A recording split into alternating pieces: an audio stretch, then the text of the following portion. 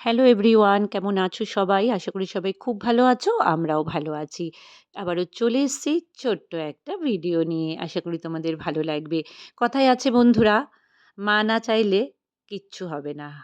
কোনোদিন তার সামনে আমরা যেতে পারবো না। একদম সঠিক কথা। আজ আমি একদম প্রত্যক্ষ প্রমাণ হয়ে দাঁড়ালাম। অনেক প্ল্যানিং, প্লটিং করেছিলাম। কোনোদিন যেয়ে ওঠা আমাদের সম্ভব হয়নি। আমরা যেতেই পারছিলাম না। বন্ধুরা বলল, "চল, চল, চল, চল।" কিন্তু বাইরে প্রচণ্ড মেঘ দেখতে পাচ্ছ। তখন আমরা স্টেশনে মেঘ ডাকছে, বাজ পড়ছে কিন্তু আমরা পরোয়া করিনি। বেরিয়েছি যখন যাবোই মায়ের কাছে।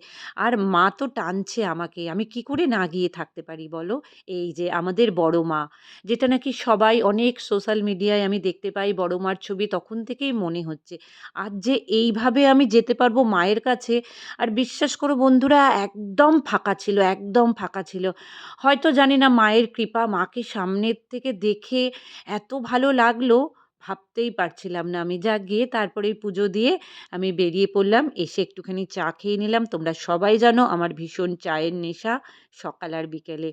তারপরেই হাঁটি, হাঁটি পা গঙ্গার ধারে। সে যে কি মনোরম দৃশ্য তোমাদের আমি বলে বোঝাতে পারবো না। এত ভালো লাগছিল, যারা গেছো তারা জানো। আর যারা যাওনি অবশ্যই মায়ের মন্দির থেকে তোমরা ঘুরে এসো।